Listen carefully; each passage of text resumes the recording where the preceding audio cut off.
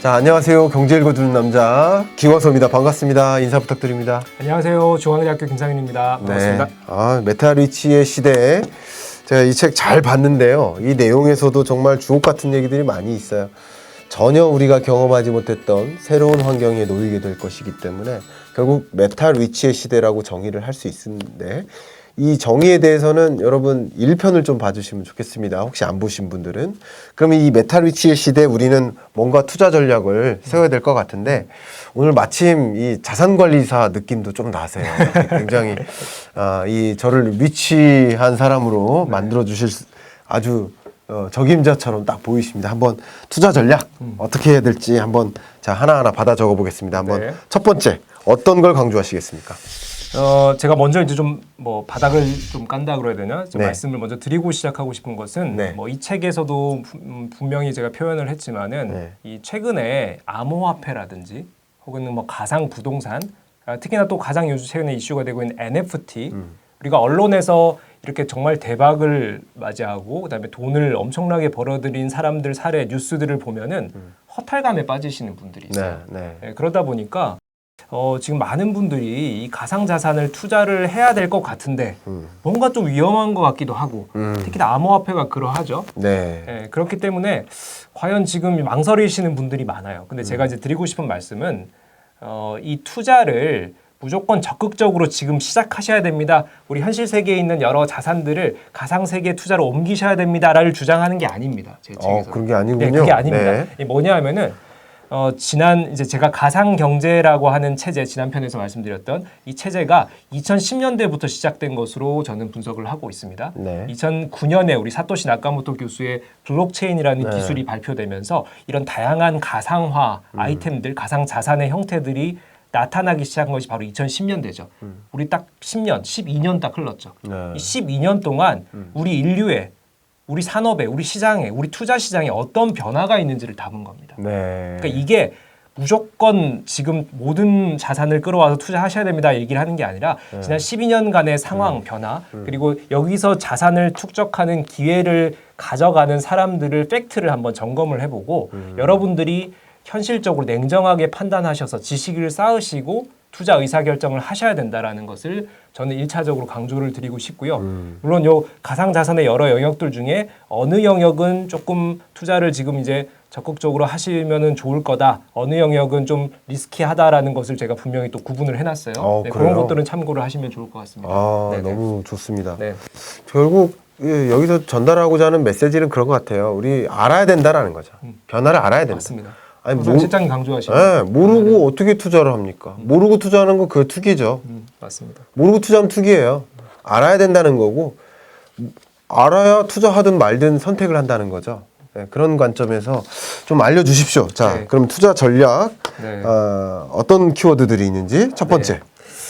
네, 지금 이제 우리 가상 자산이라고 하는 영역들을 보면은 우리 네. 디지털 에셋이라고 하기도 하고 네. 혹은 버추얼 에셋 뭐이라고 하기도 하죠. 네. 대표적으로 암호화폐가 있습니다. 네. 암호화폐, NFT, 네. 그리고 가상 부동산, 네. 그리고 요즘 P2E라고 하는 Play to Earn이라고 하는 게임 속에서 아이템이든 뭔가 이런 캐릭터를 키워서 판매를 하든 이런 형태로 게임 속에서 경제 활동을 해서 돈을 버는 사람들도 있습니다. 이렇게 4가지 정도 영역으로 구분을 할 수 있는데요. 하나하나 좀 간단하게 짚어드리도록 너무 할게요. 좋습니다. 네. 네.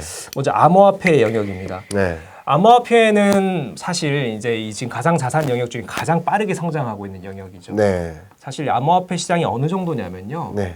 우리가 금융 중심 국가, 금융 선진국인 미국과 영국에서도 이 기존 금융권을 주도하고 있는 여러 이제 금융 당국이라든지 아니면 여러 금융 기관들이 지금 상당히 조심스럽게 이 상황을 바라보고 있고 이것을 어떻게 적극적으로 헤쳐 나갈 것인가를 고민하고 있습니다. 뭐냐 하면은 대표적으로 지금 미국의 어떤 중앙은행이 바라보는 암호화폐 시장은요.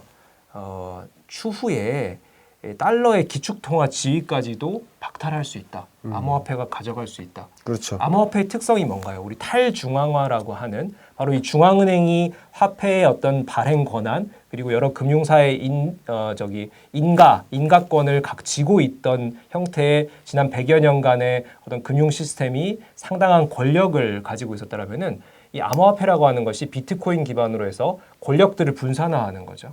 예, 그러다 보니까 이 암호화폐는 중앙 권력과는 반대되는 개념으로 작용을 하고 있죠. 자, 그래서 이 미국이나 영국과 같은 금융 선진국들이 암호화폐를 제도권 안으로 집어넣을 것이냐 말까 딜레마가 있는 거예요. 그렇겠죠. 이걸 집어넣는 순간 우리가 가지고 있던 금융 기반의 권력을 내려놔야 되는 상황이 발생할 수도 있고요. 그리고 만약에 이것을 거부할 경우에는 시대적 흐름에 못 따라가는, 그리고 최근에 몇 년 사이에 암호화폐 시장이 매년 30%씩 성장하고 있습니다. 네, 그런 형태에서 이게 시장이 아무래도 형성되고 있는데 우리가 계속 거부할 수는 없는 입장이죠. 그래서 금융 당국의 여러 수장들의 메시지들이 계속 바뀌고 있어요. 2010년대까지만 해도요, 암호화폐는 우리 제도권에서 허용할 수 없다. 네, 이것을 우리가 인정할 수 없다. 규제해야 된다. 이런 목소리들이 많았는데 2020년대 목소리들이 달라지고 있습니다. 예를 들면은 제가 한번 언급할게요. 네, 예를 들면은 2021년 10월입니다. 네. 제롬 파월 연준 의장이 한 청문회에서 암호화폐를 금지할 생각이 없다. 완전히 이렇게 명확한 얘기를 했고요. 특히나 암호화폐 중에 스테이블 코인이라고 있습니다. 이거는 그 변동성을 줄여가지고 이게 달러와 1대1 매칭되는 형태의 암호화폐 개념인데 네. 이 스테이블 코인이라는 형태는 우리가 제도권 안에서 우리가 가져갈 수 있다. 이렇게 얘기를 하고 있습니다. 네. 이제는 시장을 무시 못할 정도로 성장했다라는 것이죠.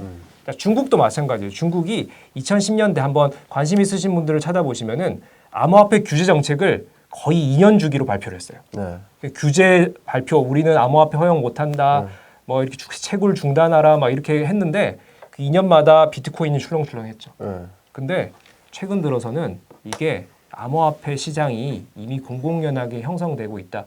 그리고 이 비트코인이라고 하는 대표적인 암호화폐가 중국의 여러 투자자들이 이미 전 세계 비트코인의 40에서 50%를 갖고 있다라고 우리가 여러 가지 이제 얘기들이 나오고 있거든요. 이 공개가 되어 있지는 않지만 이런 형태에서 이 딜레마들이 있는 거죠. 당국 이제 중앙 정부의 딜레마들이 있는 거죠. 이걸 허용할까 말까. 이런 상황에서 우리 시장이 너무 잘 아시는 CBDC가 또 대안으로 얘기가 되고 그렇죠. 있죠. 중앙은행이 발행하는 디지털 화폐 CBDC라는 형태가 이 암호화폐의 어떤 대척점에 있는 어떻게 보면 보완적인 차원에서 중앙 권력을 틀어지면서도 이 디지털 화폐의 어떤 권한을 가져가겠다라는 게 CBDC의 움직임인데 그렇다면 과연 이 CBDC가 이제 막 시장이 커지면 정말 발행을 하고 이 어떤 화폐 수단으로서 활용되기 시작하면은 비트코인이나 이런 암호화폐가 이렇게 위축될 것이냐 이렇게 보는 분들도 있는데 저는 반대입니다. 이 CBDC라는 게 결국은 디지털 화폐 거래 수단의 시장 자체를 키워놓을 것이고 암호화폐는 CBDC와 다른 어떤 역할로서 오히려 더 그 역할, 그 어떤 영향력을 키울 것이다 이렇게 보고 있거든요. 자, 그런 측면에서 저는 암호화폐 이제 투자 포인트 알려드리겠습니다. 암호화폐는 대세적으로 가는 시장이다. 네. 만약에 관심 있으신 분들은 이 투자의 규모나 이런 측면에서는 리스크를 관리하는 차원, 왜냐하면 변동폭이 너무나 큽니다. 그리고 코인을 고르실 때도 상당히 주의를 요할 필요가 있습니다. 신생 코인이라든지 우리 소위 말하는 잡코인이라고들 하죠. 이 알트코인, 비트코인을 제외한 나머지 여기 알트코인이라고 하는데 알트코인에서 이 잡코인 영역들에 대해서는 너무 이제 그런 부분들은 좀 조심을 하시고 안정적으로 거래가 이루어지고 있는 거래 규모가 크고 어떻게 보면 몇 년간 안정적으로 시장이 형성되어 온 암호화폐 영역에는 우리 내 투자 자산의 뭐 저는 이렇게 말씀드립니다. 10에서 20% 정도 수준은 충분히 한번 투자를 해볼 만하다 이렇게 말씀을 드립니다. 그렇군요. 암호화폐에 대해서 굉장히 추세적으로 긍정적인 흐름이 있을 것이다라고 김 교수님께서 강조를 해주셨습니다. 자, 그러면 키워드 두 번째 넘어가도록 하겠습니다. 두 번째 뭘까요? 두 번째 NFT죠. 네. NFT 말씀을 좀 드리고 싶은데 특히나 요즘 뭐 저도 이제 책을 출간하고 뭐 그래도 서점에 한번 요즘 어떤 책들이 나오나 한번 요즘 자주 가는데 NFT 책들이 쫙 점령을 했더라고요. 네, 그만큼 많은 분들이 NFT에 관심을 갖고 계시고 NFT가 이렇게 관심을 끈 뭐 대표적인 뉴스 사건이 있었죠. 2020년 비풀이라고 하는 이 디지털 예술 작가가 그린 5001이라고 하는 작품. 이 하루하루 이 모자이크 같은 그림을 그려가지고 이 모자이크로 합쳐놓은 그림입니다. 5,000개의 그래픽이 모여 있는 이 디지털 예술 작품이 뉴욕의 정말 유명한 경매죠. 크리스티 경매에서 우리 돈으로 약 820억 원에 낙찰이 됐어요. 저는 이 뉴스를 보고 와, 디지털 그래픽을 820억 원에 구입을 왜 하지? 제가 이쪽 분야를 연구하는 사람이지만 그래가지고 제가 누가 이 820억 원에 구입했냐를 제가 책을 쓰면서 한번 찾아봤어요. 아, 누가 하신지 아세요? 모릅니다. 투자 전문가신, 금융 전문가신 거 잘 아시겠죠? 바로 이쪽 NFT를 투자하는 스타트업 대표가 구입을 했어요. 그 말이 무슨 말이냐? 제가 결론부터 말씀드릴게요. NFT는 거품이 많이 끼었다라는 거죠. 이게 초기 시장이고 특히나 세력이네요. 그렇죠. 네. 뭐 그렇게까지 말씀드리긴 그렇지만은 네. 자기들끼리 상당히 재투자하고 이렇게 서로 중첩 투자하고 이런 영역들이 많이 거품을 만들어내고 있고요. 네, 그러다 보니까 NFT라고 하는 것에 정말 근본적인 가치가 있느냐 여기에 대해서 좀 의문을 가지시는 분들이 있어요. 이게 리세일 즉 재판매 목적으로 구입을 하셔 투자 목적으로 구입을 하고 싶은데 이게 정말 그만한 가치가 있느냐? 자 말씀을 드리면은 NFT라고 하는 것은 우리가 이 디지털의 이 다양한 자산을 인증받기 위한 수단이죠. 이 블록체인 기술을 이용해서 이 디지털 파일 예를 들면 그림이라든지 동영상이라든지 뭐 여러 가지 형태의 디지털 파일을 우리가 여러 그 원본 기록이라든지 아니면 소유자의 내용이라든지 이런 것들을 기록을 담아가지고 우리 등기부 등본 같이 이런 소유자 내용, 이 물건이 무언지, 위치가 어디 있는지 이런 것들을 담아서 블록체인 상에 저장하는 것이 바로 NFT입니다. 즉 이것이 이 책 파일이 내 것이다. 이것을 분명하게 구분해주는 기술이죠. 자 그런데 여기서 문제가 뭐냐면요. 디지털 파일은 넘쳐납니다. 인류가 발전할수록 사람들이 이 디지털 세상에서 많은 활동을 할수록 모든 것이 NFT화 될 수가 있어요. NFT의 대상이 그냥 무한대라는 거죠.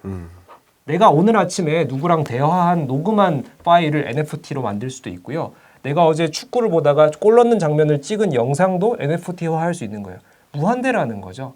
그러면은 어떤 NFT에다가 내가 뭐 수만 원, 수십만 원을 투자했는데 이게 다시 되팔릴 가능성? 운에 맡겨야 되는 거예요. 이런 측면에서 바로 이 무한대인 어떤 이 가용 NFT 이 아이템 숫자 때문에 바로 이거는 투자의 가치를 가지기가 쉽지가 않다. 자, 그럼 어떤 작품들, 어떤 NFT가 이렇게 크게 팔리느냐? 두 가지 측면이 있죠. 디지털 예술 영역들, 우리가 예술가의 시장에서 다양한 디지털에서 예술 활동들을 하는 분들이 있습니다. 이런 영역들이 이제는 내가 저작자고 소유자다라는 것을 분명히 인증해주는 기술이 상당히 그쪽 영역에서 디지털 예술 작가들에게는 상당히 어떻게 보면 희망적인 또 산업을 형성해주는 기술이 되고 있고요. 또 하나는 수집가의 시장입니다. 이것을 되팔고 투자하는 목적이 아니라 내가 그냥 이것을 소유하고만 있으면 되게 만족스럽다. 우리가 과거에 부유층들이 뭐 유명한 그림이나 이런 것 골동품을 집에다가 보관하고 그냥 되팔지 않더라도 내가 만족하는 사람들이 있었죠. 바로 이 디지털 세계에도 내가 그냥 소유에 대한 욕구가 있다라는 거죠. 이런 측면으로서 접근을 해야지 단순히 투자, 당장 다음 달에 이걸 2배로 키워서 팔아야지 이런 식으로 접근하셨다가는 원금도 되찾지 못하는 어떻게 보면은 이 가치를 다시 화폐로 돌릴 수 없는 상황들이 펼쳐질 수 있다. 그래서 저는 NFT 투자는 재미로 취미로 접근을 하시는 것이 맞다. 이렇게 좀 책에서는 결론을 말씀을 드리고 있습니다. 네. 벌써 이제 두 가지 이 투자 메타리치 시대의 우리가 주목해야 될 키워드 두 가지를 벌써 말씀을 나눴는데 나머지 두 개에 대해서는 다음 시간에 좀 말씀하는 걸로 좀 미루고요. 그럴까요? 네. 저도 사실 뭐 NFT 발행했거든요. 어떤 거 하셨어요? 발행을 5개 했습니다. 네네. 네. 제 경제전망 책 표지, 경제전망 시리즈가 쭉 있잖아요. 그리고 경제 읽어주는 남자 책. 이 5개에 대해서 표지를 NFT로 발행했습니다. 네. 역시 저도 재미로 한 것이지. 그렇죠. 네. 예. 근데 보면 제가 느끼는 그런 생각은 역시 좀 희소성이 높고 그 희소성이 높으면 뭐 합니까? 그 아무나 인정해주지 않는 그런 어떤 희소성 높은 제가 여기다가 낙서한 이 낙서한 무언가가 희소성이 높겠습니까? 그렇지 않겠죠. 근데 뭐 예를 들면 갑자기 떠오르는 분이 얼마 전에 이제 이어령 선생님께서 작고하셨는데 이어령 선생님께서 뭐 마지막으로 뭐 방송 중에 뭔가 코멘트하면서 끄적인 그런 낙서는 희소성을 부여할 수도 있잖아요. 그죠? 그런 식으로 그런 것들이 희소성이 부여될 만큼 그리고 그 가치를 남들이 다 인정해 줄 만한 그렇죠. 그런 영역에서 또 NFT 투자로서도 긍정적인 그런 방향으로 흘러갈 수 있지 않을까. 트위터의 창립자 잭 도시가 트위터 자기가 이제 딱 오픈하고 처음으로 남긴 멘션 그렇죠. 있죠. 예. 예. 잭 도시의 첫 트윗이죠. 그거를 NFT화 했더니 뭐 수천만 원에 팔렸죠. 그렇죠. 네, 예. 그런 정도의 의미가 있는 말씀하신 대로. 그렇죠. 예. 뭔가 여러분들이 생각하시기에도 결국 그 어떤 특정 디지털 파일, 그러니까 음악이 됐던 여러분이 지금 이 영상 보고 계시면 이 영상을 캡처하셔서 NFT 발행하셔도 됩니다.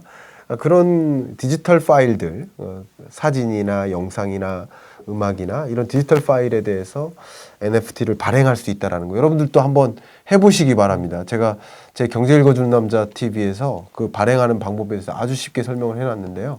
참조하셔서 직접 발행도 한번 해보시고요. NFT 마지막 말씀을 드리면은 그럼 NFT 도대체 왜 하느냐 이렇게 또 이제 궁금하실 수도 있어요. 이렇게 좀 말씀드리고 싶어요. 제가 앞 시간에 가상 경제 말씀드렸죠. 우리 사회가 인터넷을 쓴 지 30년 됐고 이제는 정말로 가상 속에서 많은 활동들을 향후에 하게 될 것이다. 가상 경제라고 말씀드렸죠. 이 가상 경제가 확대되면은 우리가 이 실물 경제에서 하는 여러 가지 활동들이 가상으로 들어가다 보니까 가상 세계 안에 나의 자산을 축적하고자 하는 욕구가 생기실 거예요.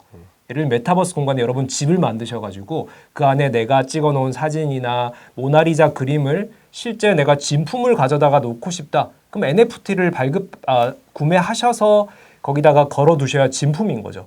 내가 그냥 가품으로 갖다 놓는 것보다 진품 소유 욕구가 있으신 거잖아요. 이제 그런 측면. 그리고 아까 말씀하신 내가 정말 희소하고 혹은 이 디지털 예술 영역의 많은 작가들이 디지털에서 활동을 하는데 내가 이것이 다 복사되고 무한 복제가 되면은 내가 돈벌이 수단이 안 되잖아요. 바로 그런 부분들을 존중해주는 차원, 이 디지털 파일에 대한 진품 여부를 인증해주는 기술로서 NFT가 작용할 수 있다라는 거고 이런 쪽으로 접근을 하신다면은 재미있게 한번 바라보실 수 있을 것 같아요. 그렇군요. 이 가상 경제, 메타 리치 시대에 우리는 이런 두 가지 포인트 주목하시면서 투자 의사 결정 하시면 참조하시면 좋겠고요. 다음 시간 기다리시면서 여기서 마무리하겠습니다. 감사합니다.